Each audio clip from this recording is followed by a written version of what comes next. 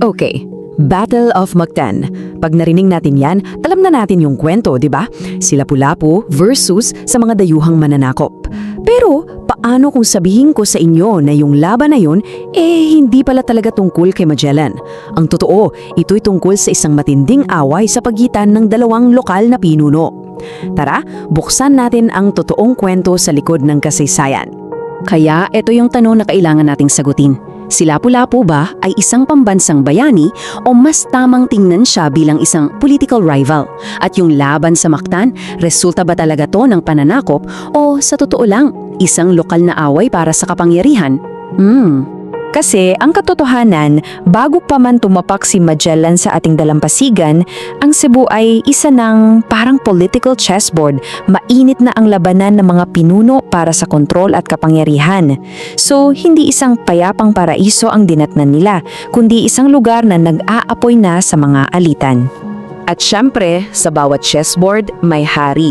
Isang hari na may napakalaking ambisyon. Kilalanin natin ang unang mahalagang player sa kwentong to. Ito si Raja Humabon, siya yung naghaharing uri sa Cebu. Ang pangarap niya, gawing sentro ng kapangyarihan ang Cebu. Yung tipong lahat ng kalapit na pinuno, sa kanya yuyuko, sa kanya magbabayad ng tribute. At para mangyari yan, gagawin niya ang lahat, kahit makipag-alyansa pa sa mga bagong dating, para lang mapataob ang mga karibal niya. Pero hindi lahat sang-ayon sa ambisyon niyang yan. May isang dato na matapang na tumayo at sinabing, "Teka muna." Isang dato na ipinaglaban ang sarili niyang kapangyarihan. At yan, walang iba kundi si Dato Lapu-Lapu ng Mactan. Nung tumanggi siyang magbayad ng tribute kay Humabon, hindi lang yon simpleng pagsuway. Isa yung malinaw na statement, isang direktang paghamon sa otoridad ni Humabon. At sa mundo nila noon, para ka na ring nagdeklara ng giyera. So, para maging malinaw, ito yung laban. Sa isang banda, si Humabon, ang Raja, ang gusto niya i-centralize ang power. Sa kabila naman, si Lapu-Lapu, ang Dato, ang gusto niya protektahan ang kalayaan ng Mactan.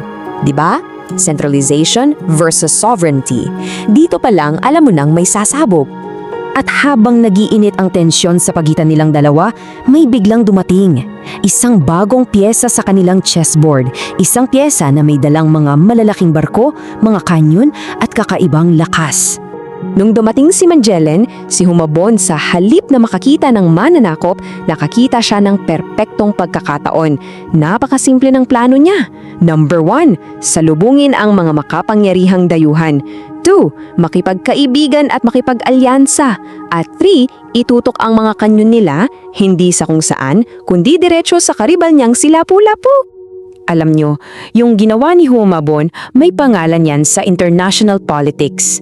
Ang tawag dyan ay proxy war. Ito yung isang labanan kung saan ginagamit mo ang iba para labanan ng kaaway mo, para ikaw mismo hindi madadamay sa gulo. At ito na nga yung pinaka-core ng usapan natin. Ang labanan sa Mactan ay hindi talaga laban ng Espanyol at Pilipino. Actually, ito ang proxy war ng Cebu. Ito ang naging huling kabanata sa away ni Humabon at Lapu-Lapu, kung saan si Magellan at yung mga tauhan niya ang naging pambato. Sila yung ginamit. Pero gaya ng lahat ng sugal sa politika, bawat galaw may kapalit. Ano kaya ang naging tunay na resulta ng estratehiyang ito para kay Humabon matapos ang laban? Let's see! Dito na pumasok yung malaking twist. Oo, natalo nga yung mga dayuhan sa Mactan, 'di ba? Pero sa pag-alis nila, nawala rin yung alas ni Humabon.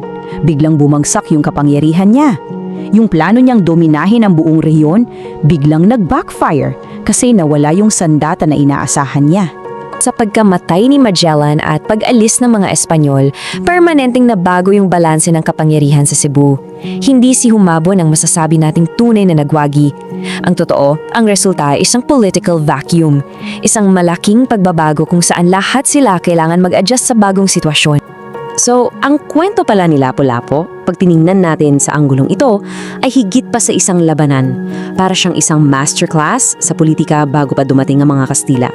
Isang malakas na paalala na minsan yung pagtindig mo para sa sarili mong kalayaan, kayang-kayang baguhin ang takbo ng buong kasaysayan. Kaya iiwan ko kayo sa tanang na to para pag-isipan. Si Raja Humabon ba ay Isang napakatalinong strategist na sumugal lang at natalo? O isa siyang leader na gumawa ng isang malagim na pagkakamali na siya ring nagpabagsak sa kanya? Ano sa tingin nyo? Kung nagustuhan mo ang kwentong ito, huwag kalimutang i-like ang video, mag-subscribe at i-on ang notification bell para sa iba pang alamat at kwentong bayan. I-share mo rin ito para mas marami pang Pilipino ang makaalala ng kagandahan ng ating mga kwento.